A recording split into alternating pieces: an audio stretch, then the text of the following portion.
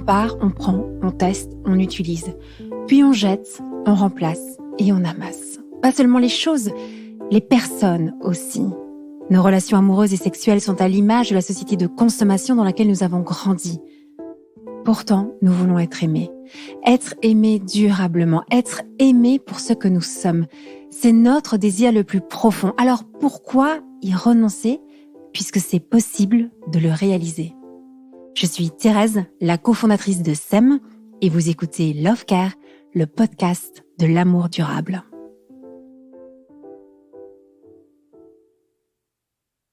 Elle aime être avec, jardiner, écrire, faire l'amour. Elle aime les fèves de cacao aussi, marcher dans la nature, les soirées au coin du feu. Elle aime transmettre, dormir, nager. Bonjour Florentine. Bonjour Thérèse. Je suis ravie de te revoir. Je voulais vraiment te remercier Florentine pour 2 raisons. La première, c'est que tu es une de mes formatrices. C'est toi qui m'as appris à être thérapeute de couple. Donc je dois le dire quand même et je voudrais encore te remercier pour cela. Tu as complètement changé ma façon d'accompagner les couples. Et je pense que je t'avais jamais encore vraiment remercié, les yeux dans les yeux. Donc merci beaucoup de m'avoir transmis tout cela parce que je vois à quel point ça fait du bien autour de moi. Et puis la deuxième raison pour laquelle je voulais te rencontrer, c'est te remercier pour le formidable travail que tu fais. Je pense que tu es une des personnes qui contribue le plus à opérer cette révolution de l'amour. Et tu le fais de différentes façons. Tu as un podcast que je conseille à tous d'écouter qui s'appelle L'espace du couple. Tu écris des livres, l'intelligence amoureuse, l'intelligence érotique qui sort bientôt, des stages, quelques consultations encore, des formations en ligne. Tu n'arrêtes pas. J'arrête pas. Merci Thérèse, ça me touche de te revoir. C'est délicieux. Et puis de savoir comment j'ai contribué à ton travail que j'admire beaucoup aussi. Florentine, tu as décidé de donner toute ton énergie pour et toute ta force, toute ton intelligence pour les couples. Pourquoi est-ce que tu as décidé de travailler pour accompagner les couples ? Je pense que je suis tombée dedans quand j'étais petite, dans cette marmite. Je pense que j'ai développé des super pouvoirs à essayer de garder mes parents ensemble toute mon enfance. Et que ça avait vraiment du sens que je m'oriente professionnellement. J'étais sculptée pour faire ça. J'avais plus qu'à apprendre. Et aujourd'hui, qu'est-ce qui donne l'énergie de faire tout ce que tu fais ? Tu la puises où ? Aujourd'hui, l'énergie de faire ce que je fais, c'est de passer ne serait-ce qu'un micro-moment avec 2 personnes qui s'aiment et qui arrivent à se connecter, et qui arrivent à comprendre, et qui arrivent à faire des liens, et de savoir tout ce potentiel de la relation. C'est quoi tout ce potentiel de la relation ? Qu'est-ce que tu veux dire par là ? Être en relation, connecté profondément avec quelqu'un, bouscule ce que nous sommes, transmute ce que nous sommes, et on peut en faire des choses incroyables pour le meilleur et pour le pire. Est-ce que tu peux nous en dire plus ? Pourquoi tu dis pour le meilleur et pour le pire ? Qu'est-ce qui se passe ? Qu'est-ce qu'il y a de particulier dans la relation amoureuse, conjugale, qui fait que ça peut nous envoyer dans le pire ou dans le meilleur ? Pour le meilleur, parce que quand tu vois le beau de moi et que tu me le dis et que tu me le montres et que tu l'honores par différentes façons, ça va grandir. Ça va prendre encore plus de place. Je vais encore plus l'oser, le donner, l'offrir au monde. Pour aussi le plaisir, le plaisir de la relation, le plaisir de la connexion, plaisir y compris charnel. Tout ce plaisir de porter des projets à 2, dans tout pour le meilleur, il y a beaucoup, beaucoup de choses. Et dans le pour le pire, c'est que, tu sais, je vois la relation comme un laboratoire de croissance incroyable. Et je pense que l'autre, celui qu'on va recruter, parce que moi, je vois l'amour comme un travail de recrutement, va nous demander d'ouvrir ce qu'on avait décidé de congeler dans l'enfance. Il va venir nous chercher, il va venir appuyer sur les zones qu'on n'habite plus. Et quand il fait ça, ça pique. Pourquoi tu dis recruter ? Est-ce que tu peux réexpliquer ça ? Je dis recruter parce que je pense que l'amour est un grand travail de recrutement, et je pense que dans notre agenda non conscient de l'amour, il y a 3 ressorts. Le premier ressort, c'est que je vois la merveille. Je te rencontre et il y a une fenêtre qui s'ouvre avec l'amour sur l'autre. Je pense qu'on est tous des merveilles absolues et que on a tous, à divers degrés, été abîmés par notre voyage de l'enfance. On a tous reçu des messages qui ont fermé des parties de nous. On a des traumas, on a des blessures, on a un vécu. On arrive au début de l'âge adulte, on est des merveilles et on a déjà mis tout un tas de parties de nous dans un congélateur. Mais je pense que dans le choc amoureux, déjà, il y a « je vois la merveille ». Ça, c'est le critère numéro 1 dans ce recrutement. Le critère numéro 2 pour moi dans ce recrutement, c'est que ce « waouh, toi », il va advenir parce que tu portes des qualités que moi, la vie m'a demandé de congeler. Tu portes des qualités que je porte plus. Quand tu dis congeler, est-ce que tu peux réexpliquer ça? Congeler, ça veut dire quoi? Congeler, c'est des aspects de moi dont je vais me séparer parce que j'ai l'impression que quand je suis là-dedans petit, je perds l'amour de mon entourage. Tu vois, si je suis un enfant qui a énormément d'énergie et que j'ai une maman qui a des migraines ou qui a des périodes de fatigue, ou je vais sentir en me promenant dans la cuisine tout simplement, ok, mon énergie ça va pas, donc je vais la congeler, tout ou partie. Et c'est ça pour moi les congélateurs, c'est tout des tas d'aspects de nous que l'éducation, l'enfance nous demande de rétrécir, de mettre dans l'ombre, de plus montrer. Ça peut être des petites phrases comme arrête de faire ton intéressante. Ah, ok. Donc, quand j'ai plein de choses à raconter, je vais les garder pour moi. Tu vois, tous ces aspects de nous qu'on va... Je dis congeler parce que je pense pas qu'on s'en sépare, je pense qu'on les perd pas. Je pense qu'on peut réouvrir. Et je pense que ça, c'est la mission du couple. Ouais, donc tu disais, donc cette deuxième façon de recruter son conjoint, tu dis qu'on a ces choses qu'on a congelées. Que l'autre porte magnifiquement. Que l'autre porte magnifiquement, d'accord. Porte magnifiquement. On dit les opposés s'attirent, tu vois. Ouais. Après, on peut même parler d'incompatibilité dans le couple, mais c'est juste que toi, tu es très vivant, tu es resté vraiment vivant dans des aspects, des qualités que moi, mon enfance m'a demandé de mettre au congélateur. Tu vois, ça je pense que c'est le deuxième critère. Ouais. Et puis, il y a un troisième critère encore plus non conscient qui est que je me suis promenée dans l'enfance en faisant des photos des gens qui se sont occupés de moi, des traits de caractère. Et c'est comme ça que j'ai appris l'amour. Tiens, aimer, c'est comme ça. Tiens, un homme, c'est comme ça. Tiens, une femme, c'est comme ça. Tiens, un papa, c'est comme ça. Une maman, c'est comme ça. Et que je vais me faire un pochoir avec tous ces traits de caractère. Et je le sais pas, mais tu matches mon pochoir. Et c'est pour ça qu'avec toi, au fur et à mesure, je vais me sentir comme je me sentais avec mon grand frère, ou comme je me sentais avec papa, ou comme et que là, il peut y avoir du pour le meilleur, et là, il peut y avoir du pour le pire. Donc tu me fais revivre des moments agréables de mon enfance, tu me fais revivre des moments terribles de mon enfance. C'est ça qui nous entraîne dans les grands hauts et grands bas? Oui, et je dirais même pas tu me fais revivre, parce que ça voudrait dire que c'est la faute, la responsabilité de l'autre. Donc ce n'est pas tu me fais vivre, c'est ta formule? C'est que à l'occasion de toi, je vais me sentir lâchée. À l'occasion de toi, je vais me sentir quantité négligeable. À l'occasion de toi, je vais me sentir une princesse. À l'occasion de toi, pour qu'on comprenne bien que nos émotions, elles viennent de notre monde et qu'on les joue à l'occasion de l'autre. En même temps, parfois, notre partenaire de vie, notre conjoint, il connaît aussi notre histoire. Et tu penses pas que parfois il peut faire exprès de nous faire vivre des choses un peu plus difficiles? Parce que j'ai envie de dire, bon, je t'explique, dans ma vie, mes parents étaient toujours en retard et ça me met vraiment dans tous mes états quand tu arrives en retard. Je te l'ai expliqué une fois. Pourquoi il va continuer à le refaire alors qu'on pourrait dire maintenant, c'est bon là, tu sais, pour moi c'est important, est-ce que tu peux changer? Parce que si toi tu changes, moi je vais plus revivre ça. Si toi tu changes, ça va aller mieux pour moi. Et là on est cuit. Parce qu'on va essayer de prendre la télécommande l'un sur l'autre et on va rentrer dans un rapport de force qui peut nous emmener très loin dans la déconnexion. Ouais, c'est drôle, Thérèse, que tu utilises cet exemple du retard parce que c'est vraiment, vraiment, ça me parle de mon histoire où j'ai gâché je ne sais pas combien de soirées, moi, avec Édouard, avec mon mari, parce que quand il arrivait en retard, j'étais explosée émotionnellement. Et donc, je lui reprochais de ne pas arriver à l'heure.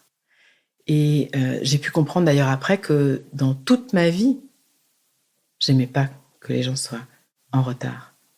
Parce que j'avais un vécu par rapport au retard et que le retard dans ma vie d'adulte me remettait émotionnellement dans des moments enfants où j'avais trop attendu et que je rigidifiais. J'essayais de prendre la télécommande sur le monde pour plus jamais vivre ça. et que Édouard, il aurait vraiment pu faire des efforts pour être à l'heure. Mais oui, et pourquoi il n'en a pas fait? D'abord, il en faisait, Oui. mais mon spectre ne voyait que quand il était en retard. Et surtout, j'aurais jamais grandi. J'aurais jamais dérigidifié ce handicap. En me protégeant d'une blessure d'enfance où j'avais trop attendu dans des conditions insécures, j'étais devenue handicapée à attendre sereinement. Et ça se manifestait dans tous les domaines de ma vie. Dans tout ce que tu as pu me transmettre, Florentine, ce qui a le plus révolutionné ma vie, c'est cette idée que moi, je pensais que si toi, tu changes, moi, j'irais mieux. Si toi, tu arrives à l'heure, ben moi, j'irais mieux. Et alors, moi, je pensais que ça suffisait de dire à son homme, bon, je t'explique. En fait, voilà ce qui m'est arrivé dans mon enfance. Par exemple, moi, j'ai jamais reçu de parole valorisante de la part de mon père. Jamais, jamais, jamais. Donc, j'en ai besoin. Donc, si tu m'en donnes, je serai bien. Alors, j'avais expliqué, j'avais fait ma part du job, de lui expliquer que c'était important pour moi. Donc, maintenant, est-ce que tu peux me le donner? Puisque je t'ai expliqué. Et là, tu es en train de dire autre chose. Tu dis, non, c'est même aussi, si moi je change, moi j'irai mieux. Et ça me redonne toute la responsabilité de ma relation. Et au départ, quand tu m'avais transmis ça, c'était difficile pour moi à recevoir. Et je pense qu'on est nombreux et nombreuses à pas très bien comprendre pourquoi est-ce que l'autre ne pourrait pas simplement nous donner de quoi être heureux. Ça, c'est exactement ça. C'est ce qui est la différence entre le développement personnel et le développement relationnel. Si je te demande de changer parce que j'ai tel besoin, déjà, je vais m'installer dans une petite relation client-fournisseur. Tu vois, ça veut dire qu'en amour, je m'assois dans un fauteuil du client et toi, tu fournis. Et je me connais, plus je vais faire du développement personnel et plus je vais savoir quels sont mes besoins et plus je vais te demander ce qu'il me faut pour me sentir heureuse. Et ben, c'est pas de la relation. Et effectivement, commencer à comprendre, merci de venir me gratter là quand tu arrives en retard. Parce qu'il y a quelque chose chez moi qui est rétréci, qui est congelé. En fait, tu as la main sur mon congélateur. Si je l'ouvre, je suis plus vivante, j'ai plus de capacité à être debout dans ce monde et à agir pour ce monde. Tu vois, c'est pour ça que je suis tellement attachée à la notion du couple, parce que ensemble, on peut se repotentialiser pour donner au monde ce qu'on a à lui donner. Pour moi, c'est un enjeu immense, l'enjeu de la relation, notamment de la relation amoureuse. C'est ça que j'aimerais bien que tu approfondisses. Parce que tu dis, finalement, on va se repotentialiser. C'est ça que tu dis? Oui. Ça veut dire quoi quand tu le dis, ce mot-là? Quand je le dis, ça veut dire qu'on est né des merveilles, qu'on a dû s'asseoir sur une bonne partie de nos qualités, de nos potentiels en grandissant, et que notre partenaire, il a vu la merveille. Et qu'il le sache ou qu'il le sache pas, le travail qu'il est en train de faire, d'être avec nous au quotidien, c'est de nous demander de nous réveiller. C'est de nous demander d'ouvrir ces fameux congélateurs. Mais nos congélateurs, on les défend bec et ongles. Et c'est là que les ennuis commencent. C'est là que les conflits commencent, c'est là que la division commence, c'est là que la déconnexion commence. Pourquoi est-ce qu'on les défend? Pourquoi est-ce qu'on n'y va pas à fond dans ce changement pour se décongeler, comme tu dis? Tu sais, je pense qu'on a eu des bonnes raisons de congeler ce qu'on a congelé. Et quand mon système parental, par exemple, m'a demandé d'être moins exubérante, ou d'être plus humble, ou d'être plus... de pas être manuelle, ou de pas être... Tu vois, quand j'ai compris que pour garder le lien, pour me sentir aimée, je devais me séparer de parties de moi, je l'ai vraiment cru avec mon âme d'enfant. Et quand mon partenaire aujourd'hui me dit « Mais si, mais bien sûr que si, tu es libre d'eux », ça challenge quelque chose que j'ai appris à mes dépens. Je vais le défendre parce que à l'intérieur de moi, il y a une poupée russe qui est persuadée qu'elle va plus être aimée si elle fait ça. Ah, moi, je trouve que ça change tout. Ce que tu expliques là, c'est de dire, si tu te comportes comme tu te comportes, c'est parce que tu penses que c'est ta façon de garder le lien. C'est-à-dire qu'il y a une intention positive derrière ce comportement qui peut nous mettre dans tous nos états. Et on se dit, mais non, là, tu sais bien que ça, c'est pas aimable ce que tu fais. Ou c'est pas positif, mais en fait, non. C'est ça que tu es en train de dire. C'est intéressant. C'est exactement ce que je suis en train de dire. Je suis en train de dire que tu vas recruter un partenaire qui, dans son monde, a quelque chose de très fluide avec une qualité. Par exemple, on a tous vu des couples où un adore danser, l'autre déteste ça. On est né pour danser. On est né pour bouger avec notre corps. Archaïquement, il y a un son, il y a de la musique, on se met en mouvement. Sauf si je nais dans une famille qui jette de l'humiliation ou de l'interdit et que je vais congeler ce mouvement du corps.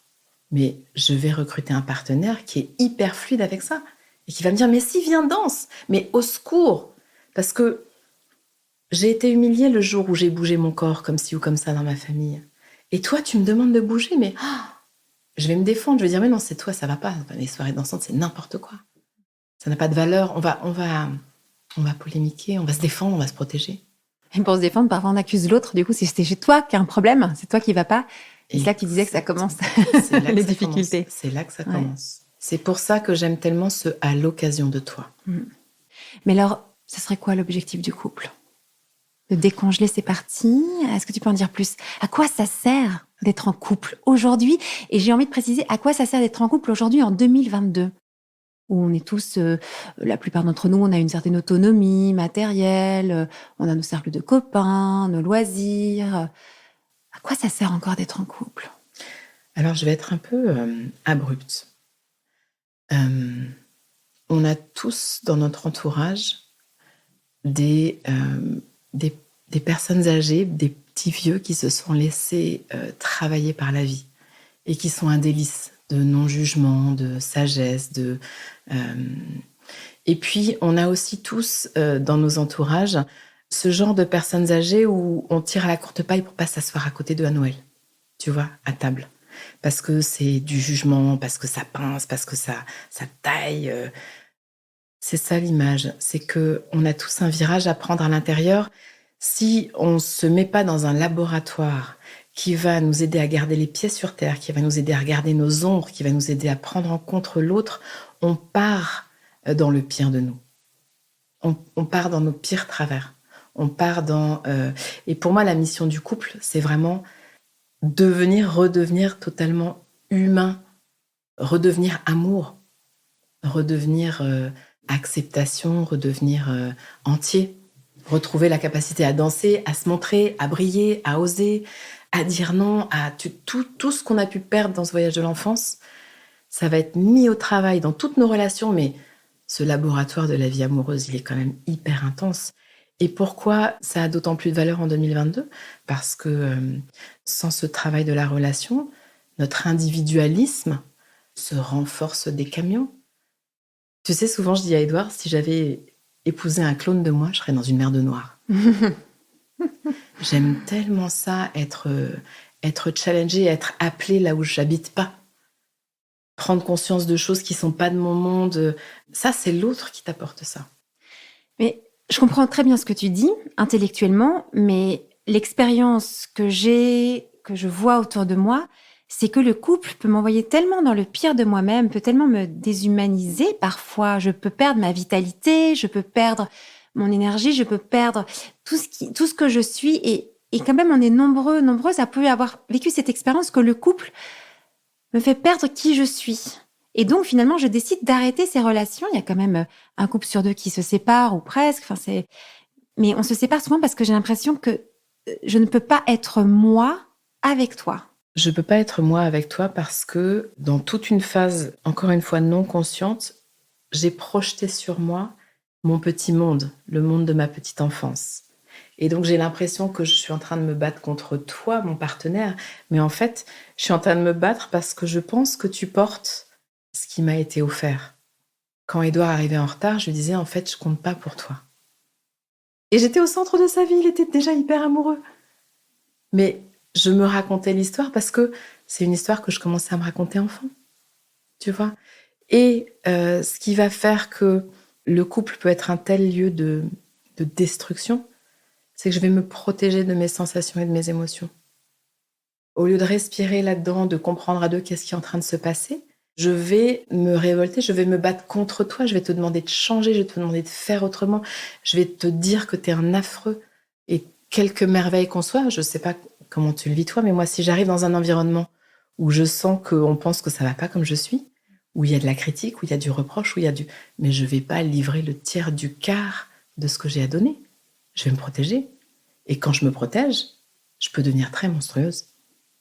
Et c'est comme ça que les couples passent de deux merveilles qui se cooptent et qui kiffent.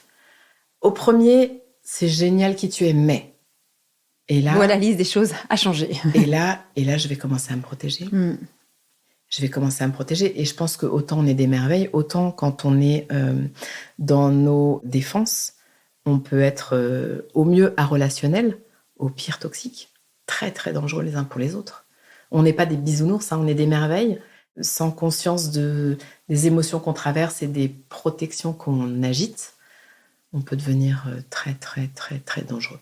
Mais avec ce que tu es en train de partager, on pourrait se dire alors, est-ce que ce serait pas mieux de travailler d'abord beaucoup sur soi-même pour avoir réparé nos blessures de notre enfance et une fois qu'on est beaucoup plus mature, beaucoup plus solide, alors on se mettra en couple. Ce serait pas mieux de faire ça, Florentine? Ce serait tellement la double peine. D'accord, ça t'a été rapté enfant, cette possibilité d'être aimé, d'ouvrir grand ton cœur. Et donc, tu vas devoir d'abord travailler avant de retrouver l'amour. C'est comme, tu sais, t'as pas eu assez d'amour enfant, et ben, tu sais quoi? Tu vas continuer à manger ton pain noir jusqu'à ce que tu sois capable. Je trouve que c'est absolument terrifiant. Et surtout, je pense que quand on est regardé avec les yeux de l'amour, on renaît. Et oui, il y a une part du travail qu'on peut faire chacun de son côté, si tant est qu'on soit dans un paradigme relationnel, encore une fois. Parce que sinon, dans de la thérapie individuelle, je vais pouvoir recevoir le message qu'il faut que je m'oriente vers des partenaires qui nourrissent mes besoins. Donc, je vais faire une liste de mes besoins et je vais devenir un client de ma prochaine relation. Et c'est pas ça le couple, c'est pas ça la relation, c'est pas ça l'amour. Et on entend d'ailleurs ces phrases-là, c'est quelqu'un qui me correspond. Mais c'est terrible. Tu vois, non. Il répond à mes besoins, à mes attentes. C'est terrible. Mais t'es d'accord quand même que c'est comme aujourd'hui, c'est la façon souvent dont on va se mettre en couple. Et c'est intéressant le lien que tu fais. J'avais jamais conscientisé, mais avec ce développement personnel qui t'invite à savoir de quoi tu as besoin, savoir de quoi tu as manqué, et après tu vas choisir quelqu'un avec qui tu vas pouvoir répondre à ça. Qui va pouvoir nourrir mes besoins. Et c'est une relation client-fournisseur tout simplement. Tu sais, cette histoire du retard, ce qu'on a beaucoup travaillé, que quand Édouard arrivait en retard, moi j'étais en vrac. Et que j'ai pu récupérer que c'était l'histoire d'une petite Florentine qui avait trop attendu. Ce que j'ai gagné, c'est que ça s'est dissous. J'ai compris ce qui m'arrivait parce que tu sais, j'avais un peu honte à 30 ans de me retrouver en larmes au resto je comprenais pas ce qui m'arrivait. Parce que les émotions, quand on est touché dans une ancienne blessure, elles sont dingues. Elles nous emportent. Et on les comprend même pas soi-même, alors l'autre, tu vois. J'ai pu comprendre ce qui m'arrivait et j'ai pu prendre soin de moi quand j'attends. Parce que comme par hasard, quand j'attendais, je me mettais dans des conditions épouvantables. Tu vois, j'ai pris un bouquin. Et puis, Édouard, les fois suivantes, si jamais il était en retard, en arrivant, il me disait oh, « Je suis désolée, ça va ?» Au lieu de dire « Ah non, ça va pas recommencer. » On était deux là. Et c'est devenu un non-problème. Aujourd'hui, je peux attendre des heures, je vais rester Florentine, je vais rester sereine. C'est ça l'idée. C'est pas je vais prendre la télécommande pour que tu n'arrives plus en retard, mais c'est je vais aller faire ce travail intérieur pour que, en retard ou pas en retard, je reste dans ma joie. Et donc c'est ça, Florentine, que tu appelles l'intelligence amoureuse? Mais ça en fait partie, oui. Ça en fait partie. L'intelligence amoureuse, c'est vraiment cette idée qu'on doit apprendre à relationner avec plusieurs piliers. Déjà comprendre ce qui réagit, c'est le monde en moi. Et à l'aveugle, je vais en faire, c'est toi le problème. Et je suis en train de passer à côté d'une chance d'ouvrir encore plus qui je suis. Dans l'intelligence amoureuse aussi, il y a cette notion que il y a des fonctionnements biologiques, neurologiques. Quand on est en mode survie, on attaque ou on se bloque, on se fige, on devient un mur. Comprendre pourquoi et comprendre comment sortir de cet état. Comment arriver dans la relation avec un système nerveux détendu. Comment arriver même dans la relation sexuelle avec un système nerveux détendu pour faire autre chose que se décharger. Et puis voir la merveille, voir et restaurer le sens de la merveille de qui je suis, de qui tu es et de ce qu'on peut faire ensemble. Ça veut dire que pour aimer, on va dire aimer durablement, il faudrait se former à l'intelligence amoureuse. C'est quelque chose qui n'est pas naturel. Ça demande de mettre de l'intelligence, ça demande de mettre de la conscience. C'est ça que c'est en train de dire. Ça demande de mettre de l'intelligence. Je dis partout, l'amour, ça se compétence. Il y a aimer, il y a l'amour, il y a ce sentiment qui arrive et qui nous inonde et qui est absolument délicieux.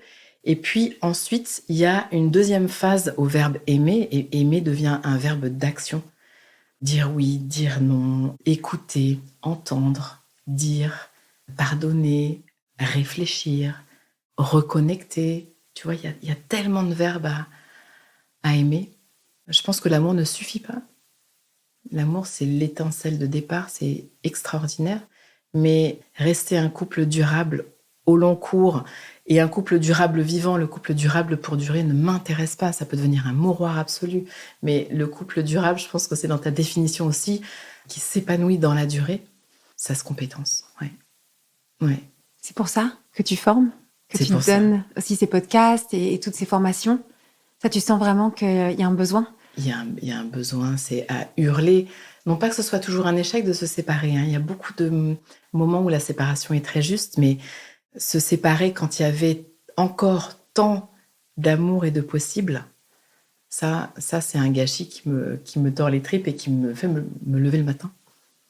Si on comprend pas tout ce que tu partages là, le couple, à un moment, on a envie de quitter. Je veux dire, quand tu viens trop gratter sur ce qui me fait mal, tu vois, quand tu viens trop parce que tu es, à l'occasion de toi, si je reprends ton expression, j'ai beaucoup d'émotions très négatives. Parfois, c'est trop difficile. J'ai besoin de m'en séparer. Donc, l'intelligence, elle me permettrait d'arriver à gérer ces émotions-là. Oui, et je pense qu'un de nos gros enjeux en ce moment, c'est d'apprendre à vivre nos émotions, toutes nos émotions, d'apprendre juste à en sentir la boussole et de pas... tu sais, il y a des émotions qui sont taxées d'émotions négatives Oui. et j'essaie de me battre contre ça. Les émotions, ce sont des émotions, point, ce sont des indications de ce que je suis en train de vivre. C'est notre boussole la plus pertinente et la plus radicale pour mener nos vies. Et on n'ose plus vivre ce qu'on vit. Alors on fuit les sources d'émotions de plusieurs façons, dont celle de quitter un partenaire qui nous met trop dans l'émotion. Là, tu parlais de l'intelligence amoureuse. Tu sors en ce moment un nouveau livre qui s'appelle L'intelligence érotique. Alors, quel est l'objectif de ce livre-là? Les clés de l'intelligence érotique, c'est vraiment un livre qui aurait pu s'appeler Entre sauvage et sacré ou qui aurait pu s'appeler Nos corps savent. Et c'est une proposition de plutôt désapprendre tout ce qu'on a appris sur le sexe pour laisser jaillir notre sexualité. On a beaucoup vu, maté toutes ces chorégraphies des autres, scénarisées. On a intégré des messages qui nous ont déraillés de notre être sexuel. Et aujourd'hui, le constat, tu l'as fait très bien dans un de tes livres, c'est que les couples ne font plus l'amour. Les couples font plus l'amour parce qu'ils sont dans des chorégraphies empruntées, ils sont plus branchés à leur source et grosse fatigue. Donc, comment on fait pour se brancher à sa source, à ce savoir, à ce sauvage? J'adore cette expression du sauvage. C'est un beau titre que tu aurais pu aussi donner là. Comment on fait? Comment on fait? Déjà, une des premières étapes, c'est de se rendre compte à quel point on a l'impression que c'est nous qui faisons l'amour, mais que en fait, on reproduit une chorégraphie. C'est de sortir de l'injonction à l'orgasme, aussi bien pour les hommes que pour les femmes, parce que ça nous envoie tous dans le mur. Et je sais que la société nous vend, et en ce moment énormément, beaucoup de manuels techniques de friction pour orgasme. Mais ça ne nous rapproche pas de nous. C'est très intéressant de savoir comment fonctionne le corps. Ça pourrait nous précipiter dans de la gymnastique sans culotte. Et en quoi c'est pas intéressant, ça? c'est pas que c'est pas intéressant. C'est délicieux aussi. C'est juste que ce qui se cherche, encore une fois, dans un couple durable, ça va au-delà de ça. Parce qu'au bout d'un moment, quelque chose de la nouveauté, de l'excitation va tomber, qui a traversé, qui a accepté, comme toutes les émotions. Il peut y avoir aussi des émotions de l'ennui, il peut y avoir, tu vois, d'écouter tout ça et de faire de la place dans tout ce bruit, de faire de la place pour laisser monter qui je suis quand je veux te donner et recevoir l'amour avec mon corps. Qui est là quand je sors tous les autres de la chambre. Et c'est un travail qu'on peut faire à deux, évidemment. Et là, toi, tu as rencontré des centaines et des centaines de couples dans toute ton expérience professionnelle. Qu'est-ce qui t'interpelle le plus chez les couples d'aujourd'hui? On a parlé à la fois de la relation amoureuse, on parle de la relation sexuelle. Toi, ton constat, tu dis, mais ce qui te marque le plus chez les couples? Ce qui me marque le plus chez les couples, c'est tout cet amour et toute cette douleur. Jusqu'à parfois préférer ne plus sentir l'amour et couper s'éloigner, fermer les écoutilles et plus laisser sourdre tout cette... Parce qu'on est des êtres d'amour. C'est ça qui marque le plus. C'est cet amalgame amour-douleur. Je comprends qu'on quitte un espace de douleur. Hein. Vraiment, je comprends. C'est juste qu'on peut tellement faire autrement. On peut tellement faire autrement. Quand tu dis on peut tellement faire autrement, j'ai envie de te demander une dernière chose, parce qu'on pourrait parler pendant des heures ensemble, et puis tu as tellement de choses à transmettre que tu fais parfaitement bien au travers de tout ce que tu produis. S'il y a une chose que tu aurais voulu savoir au tout début de ta relation, et que tu as compris des années plus tard et que tu voudrais transmettre aujourd'hui, ce serait quoi ? De ne pas se tromper d'ennemi. De ne pas se tromper d'ennemi. L'ennemi, c'est pas l'autre. L'ennemi, c'est les blessures, les cicatrices. Le chemin de mon enfance et les traces que ça a laissées. Tu dis cicatrice ? Est-ce que tu peux redire ce que ça veut dire ? Cicatrice, dans mon vocabulaire, c'est nos bleus à l'âme, c'est nos cicatrices psychiques. C'est l'impact de nos blessures d'enfance. Et ça serait de ne pas se tromper d'ennemi. Très souvent, l'ennemi, c'est pas notre partenaire, il est une merveille et il nous aime de son mieux. Et il a aussi ses cicatrices. Comment on fait pour pas se tromper d'ennemi ? Est-ce que tu peux juste aller encore un peu plus loin ? Ce chemin de comprendre, ah tiens, à l'occasion de toi, il y a le monde en moi.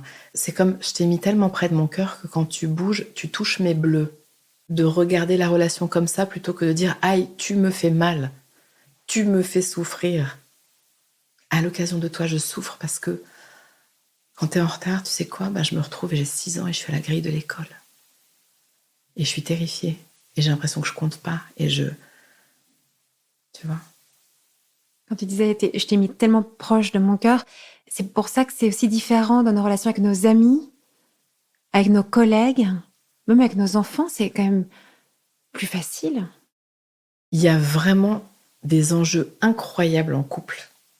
Il y a tous l'infiniment grand de notre parcours dans le monde, de nos trajets spirituels, de la maison, de la famille, et puis on gère aussi l'infiniment petit de ces putains de chaussettes qui sont pas dans le panier. Le jour, la nuit, tous ces registres. Donc ça fait un laboratoire perpétuel immense, intense. Ça se dilue dans les relations amicales, on a des échappatoires. Ça se dilue dans la relation professionnelle. Nos enfants, parfois, sont assez doués aussi pour venir mettre la main sur nos congélateurs. Là où notre partenaire n'est pas suffisamment passé faire son job, là, de grandir et de guérir. Je trouve que nos enfants, quand même, ils peuvent nous mettre aussi dans des sacrés recoins émotionnels. Avec nos enfants, il y a quand même une sorte d'amour inconditionnel. Tu vois, tu te dis pas... Tu m'emmerdes tellement, toi, tu m'embêtes tellement, je vais te faire disparaître ou je vais me séparer de toi. Enfin, pour certains parents, ils arrivent à ce stade-là, mais c'est très rare. Alors que ton conjoint, quand il t'embête au plus haut point, tu as vraiment envie de dire, si c'est comme ça, on se sépare. Bien tu sûr, vois, c'est ça la différence, je trouve, qui est forte entre les enfants et ton conjoint. Bien sûr. Mais quelle est la limite ? Quand est-ce que ça s'arrête ? C'est-à-dire, à l'occasion de toi, je ressens toutes ces émotions. Je peux aller travailler à guérir, comme tu disais, cicatrices. Mais je sais que pour beaucoup, dans les couples, c'est toujours jusqu'où on va, quoi. Jusqu'où on fait ce travail. Jusqu'où on fait ce travail ? Bon, déjà, il y a un préalable qui est d'évaluer est-ce que j'ai un partenaire toxique ou pas toxique. Comment on fait ça pour évaluer ? Tu donnerais quoi comme conseil ? Ça, c'est une question complexe. Il faudrait faire presque un podcast là-dessus. Oui. Mais il y a des critères. Hein. Mm-hmm. Il y a vraiment... et parfois, tu sais, moi, j'ai des couples qui arrivent et puis, quand il y en a un qui s'éloigne ou quoi, l'autre me dit « Je crois que je suis avec un pervers narcissique ». On peut tricoter une relation très toxique, même avec une personne qui n'est pas dans un tableau psychopathologique toxique. Mais il faut évacuer la question. Il y a ce qui relève du pacte humain. Si mon partenaire est en retard ou si mon partenaire, je déteste que la télécommande soit là ou que la cafetière ou que les chaussettes, on est dans du classique. Après, il y a des choses qu'un partenaire peut proposer, des expériences de vie qu'un partenaire peut proposer à un autre qui ne relèvent pas du pacte humain. Là, il faut quand même avoir une petite alerte qui sonne, savoir, OK. En fait, derrière ma question, c'était aussi... Ça veut dire que le couple, c'est un travail perpétuel. Enfin, tu vois, j'ai envie de dire, ça a l'air difficile quand même. Et ça donne pas hyper envie. Si on est tout le temps en train d'être remué dans nos difficultés d'enfant. Tu vois ce que je veux dire quand je dis ça? J'ai un peu c'est toute la vie qu'on doit travailler. Alors, moi, je suis un peu plus jeune que toi et je te pose la question un peu naïvement. Est-ce qu'il y a un moment où on en sort de ça et qu'on a quelque chose, une relation plus apaisée? Oui et non. Je vais t'expliquer pourquoi. Je pense que toute la vie, on est en chemin et que c'est ce chemin qui est passionnant. Et qu'on n'est jamais arrivé, que c'est jamais terminé. Et gloire à ça, parce que je pense que c'est très moteur, c'est un vrai cadeau. Et aussi, je ne suis pas sans arrêt en train de tout remettre à plat avec Édouard. On n'est pas tout le temps en train de travailler sur notre relation. Parfois, je reçois des couples et je leur dis, vous savez quoi? Pendant 2 mois, je vous interdis de parler et de réfléchir à votre relation. Vous vivez. Vous vous promenez, vous faites des voyages, vous faites l'amour, vous faites la cuisine, vous faites des confitures, ce que vous voulez, mais stop.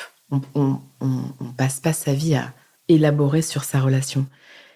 C'est juste que quand on a des phases comme ça où on a besoin à nouveau de se repencher, tout simplement parce qu'il y a une crise, eh ben on s'offre à nouveau un plateau magnifique.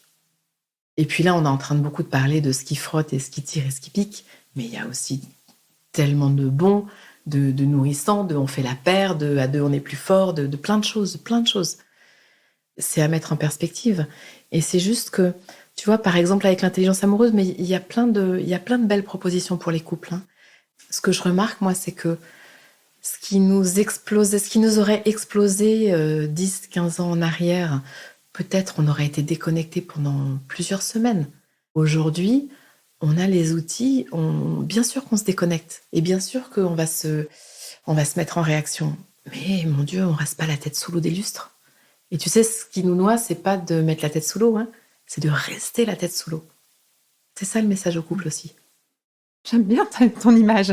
Ce qui nous noie, c'est de rester la tête sous l'eau, mais pas d'avoir la tête sous l'eau. Pas d'avoir la tête sous l'eau. Ok, ouais, j'aime bien ce que tu dis. Bien sûr, et parfois on a besoin d'aide pour sortir la tête de l'eau. Donc vraiment, ne restez pas des lustres la tête sous l'eau. Donc on s'inquiète pas non plus si on a la tête sous l'eau. Mais non, on va l'avoir plusieurs fois. On va l'avoir plusieurs fois. Et c'est pas signe qu'on est un mauvais couple, du tout. Mais c'est tellement douloureux d'être la tête sous l'eau que quand on reste des lustres la tête sous l'eau, on n'a plus de force et on n'a même plus envie de continuer à travailler pour le couple, à construire. C'est normal. Florentine, tu es passionnante. C'est quand même la façon dont je peux le mieux te qualifier. Cette passion aussi pour le couple, tu la transmets donc particulièrement à travers de ce podcast, l'espace du couple, et puis sur ton site internet, l'espace du couple où il y a toutes les propositions.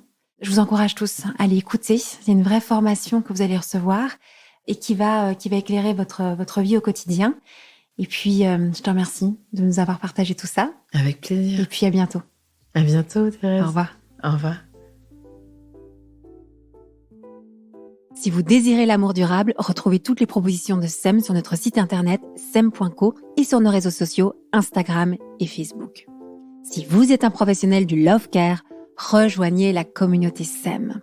Et pour semer avec nous cette vision de l'amour, mettez un avis ou 5 étoiles sur votre plateforme d'écoute pour soutenir ce podcast. Venez signer notre manifesto et surtout, parlez de SEM autour de vous. Parlez-en à vos amis, à vos familles, à vos collègues qui ont tant besoin d'être outillés et accompagnés pour vivre leur désir le plus profond, aimer et être aimé durablement. Ensemble, nous réussirons à opérer la révolution de l'amour.